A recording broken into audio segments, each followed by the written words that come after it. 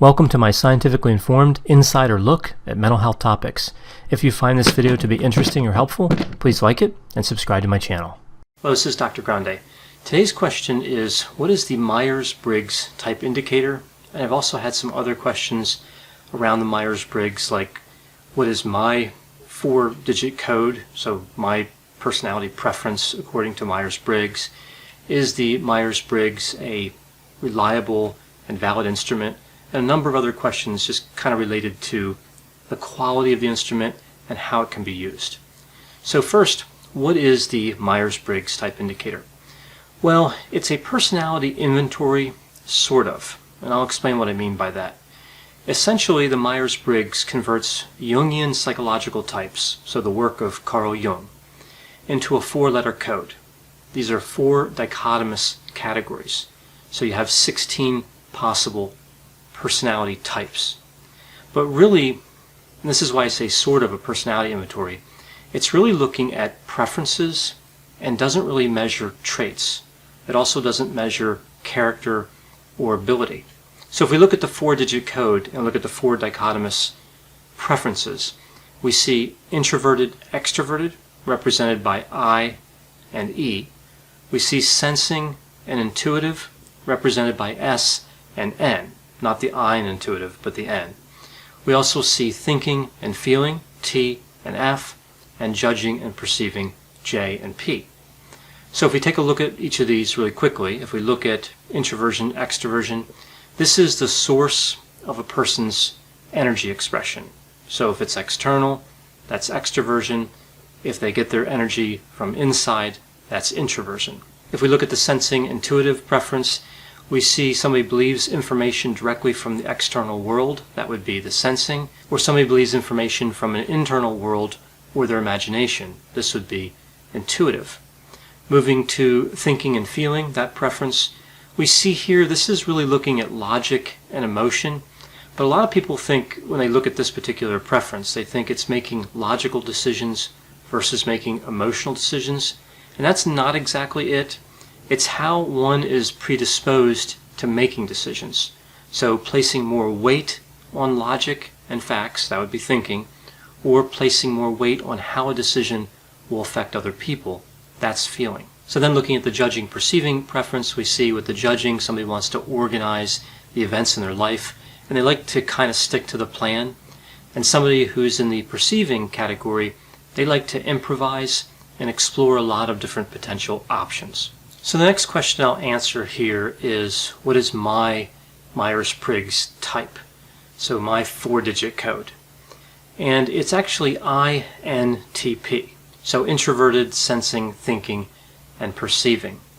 And what I find interesting about this code, the INTP, is that when I look at it, it does seem to describe at least how I think of my personality fairly well.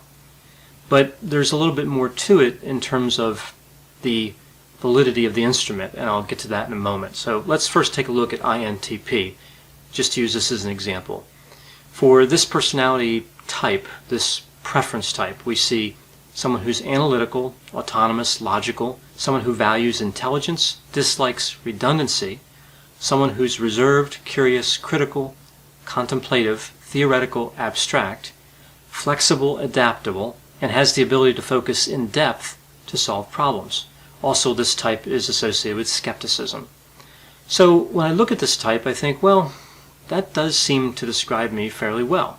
So maybe there's something to the Myers-Briggs. Maybe it's very reliable and valid, and specifically talking about this, it would be validity I'm referring to. But then if you take a look at the opposite personality type, the one opposite my personality type, or personality preference, you see ESFJ, extroverted, sensing, feeling, and judging. And then if you read the characteristics there, I think this is kind of interesting. You see orderly, consistent, sympathetic, pragmatic, organized, conscientious, realistic, someone who respects rules, values family, and somebody who's helpful. Now, to be fair, there are a couple other characteristics like outgoing and enthusiastic that I'm not either one of those. But the first characteristics here I talked about in ESFJ, that seems to describe me fairly well too. Not as well as INTP, but what I think stands out here is these are supposed to be really opposites. right? INTP, the opposite is ESFJ. So I didn't pick another related code for this comparison. I picked the opposite code. So considering how both personality codes kind of lined up with a lot of my characteristics, it just makes you wonder about the instrument. So this brings me to the criticisms. Now, what I find interesting about the criticisms, if we look at them, and I'll go through several of them, some of the proponents of the Myers-Briggs actually agree with many of the criticisms. So I find that interesting, but there are certainly some criticisms where there is much disagreement. So let's go through the criticisms here. So the first one is we see that the instrument has no predictive power. It can't predict somebody's skill. It doesn't predict how they'll do in a job performance, and it doesn't predict job satisfaction. It should also not be used for hiring decisions. So what's interesting here is this isn't really in dispute. Both those who support the instrument and those who oppose it agree that this criticism is fair. The instrument was not designed to have predictive power. And those who support this instrument kind of note that preference isn't the same thing as skill, which is true, and the instrument is supposed to be merely descriptive. And again, this does make sense, although you could argue what type of utility is available in an instrument that is merely descriptive. And I'll talk about that in a moment. The next criticism is the instrument cannot be used to diagnose. And again, here the proponents and the opponents of the instrument both agree. This makes sense to me. It wasn't designed to diagnose. And if you look at competing models, they are not really too valuable diagnostically either in most cases. So this one I don't really view as a criticism, but just rather a reality of these type of tests. Now we get into some areas here where there is more disagreement. And one of the big areas is over reliability. That's an instrument's ability to consistently measure something. And validity. And that's when an instrument can measure what it's supposed to measure.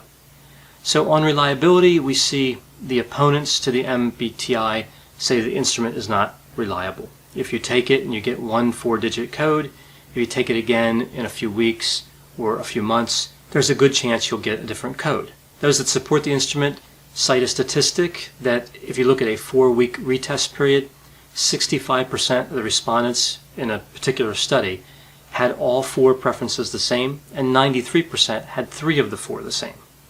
So we have really different views here, different research, some that supports that we do have reliability, and some research that shows reliability is low. So how about validity? Does it measure what it's supposed to measure? Well, validity is actually very hard to determine. So we look at validity by looking at multiple aspects of an instrument. But there's one study that really looked at a factor analysis, which I think is a fairly good way to assess the validity of an instrument. And they found among their participants that 83% of the differences were not accounted for by the MBTI. And this does not really bode well for the validity of the instrument. Also in that same study, the factor analysis yielded 6 different categories, and of course we would have expected 4 because the MBTI is based on 4 codes, 4 preferences. So the last criticism I'll cover here is that the dichotomous nature of these preferences, like introversion, extroversion, isn't really useful, right? So a continuous measurement, so like a measurement from 1 to 100, would be more useful than just saying somebody is introverted or they're extroverted. So the theory here behind the Myers-Briggs is that all individuals use both preferences in any dimension, but they're predisposed toward one. So one of the examples I see in these articles is the idea of being right-handed and left-handed. For example, I'm right-handed, but I can still use my left hand for a wide variety of tasks, and often do. So I prefer to use my right hand, but I can use both. And that's what they're really talking about here with the Myers-Briggs type indicator. And there is a preference clarity index available on the instrument, which does provide more categories in terms of the particular preference. So it looks at slight, moderate, clear, and very clear. So there is a little bit more getting into the nuances there with that, what they call the PCI, again, the Preference Clarity Index. Now what they found here is that if somebody's really close to the middle, they are more likely to flip over to the other side upon retest. So this makes sense. If we think about this from a continuous point of view, if somebody's at the 45th percentile with any particular trait or scale or whatever you're measuring, and they're tested again and they're at the 55th percentile, well, that's only 10 percentile ranks that have moved, but they flipped over that midpoint. So with the Myers-Briggs, of course, somebody would move from one preference to the other if they move that much. So that's what they're really talking about. If they're toward the middle, there's more likely to move over, and you're going to see less test-retest reliability. So in weighing all the evidence and my experience with the Myers-Briggs, what's my opinion of this instrument? Well, I understand many of the points of people that defend the instrument. For example, we see that life coaches, management consultants, career counselors, and others over the years have misrepresented and misused the instrument. They tried to use it to predict performance, to help people in career selection, and of course it can't do these things. It's not designed to do these things. And there are a lot of kind of fake MBTIs out there. There are a lot of websites that say they're administering the Myers-Briggs or something similar to it, but it's not really the official instrument that has been studied in the research literature. So if we're going to criticize the instrument, it is important that we look at the correct instrument, the official Myers-Briggs, and not these different type of facsimiles that have been created that may or may not be reliable and valid. Something else about the Myers-Briggs I find interesting is that it is a quick way to communicate your personality. For example, with me, INTP, it's very quick. If I only have a second to communicate that to somebody, I can do it in that time frame, and it has some meaning. So it's expedient and kind of compact, and I like that. And also I think it's an interesting way to apply the work of Carl Jung. And of course, Carl Jung's analytical psychology, his theory, is fascinating. It has a lot of components, it's got the archetypes and a lot of other pieces to it that have been the area of much interest for many people in mental health, in the mental health treatment community, but also among the general population. So I can appreciate the connection between the Myers-Briggs and the work of Jung. So now looking at the negative side of the Myers-Briggs, just again, this is my opinion. One of the things I find interesting here is that all of the 16 types are flattering. So if you take the Myers-Briggs, no matter what 4-digit code you get, if you read the description, you're going to walk away happy. And that's the reality of this instrument. When it comes to personality, though, in real life, not all the news is good. Not every level of a trait or level of a facet is positive, can be positive in every situation. And again, I know that the MBTI is just looking at these 4 dichotomous categories, but even with these 16 types that these categories create, all the news can't be good, and that's what we're really seeing. And another criticism here would be, yes, you'll see yourself in the type indicated by the instrument, but if you look at the remaining 15 types, you'll see yourself there too. Just like I talked about before in that example, INTP compared to ESFJ. There are elements from my personality in both of those types, and really in all of the other types as well. Another criticism I have is that the output is not necessarily very useful. Again, if it can't predict performance and all the career functions, then what do we need the code for? It gives you some insight, but can it really be applied? It might be fun and interesting to know the code, and again, it might be a way to quickly communicate with people, but what can you really do with it? Now, I think there are some things that can be done with it, but my point here is that it seems fairly limited. Just these 4 digits, and they can only be one of 2 options for each digit. Doesn't seem like it has a lot of utility. I think measuring continuously is far more useful. So if you've watched my videos before, you probably know where I'm going with this.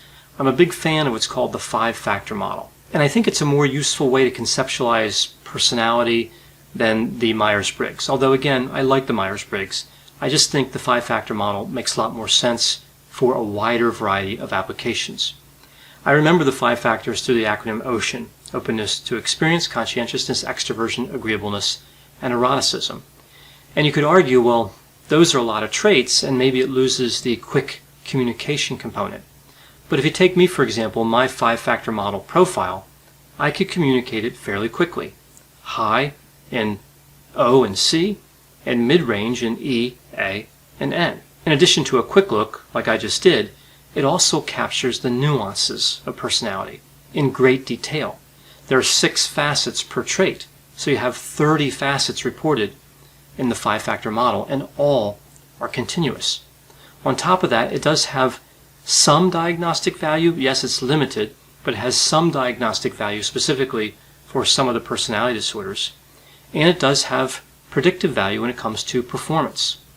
So looking at the MBTI, the Myers-Briggs, and then comparing it to the 5-factor model, I like the 5-factor model a lot more. It makes a lot more sense to me.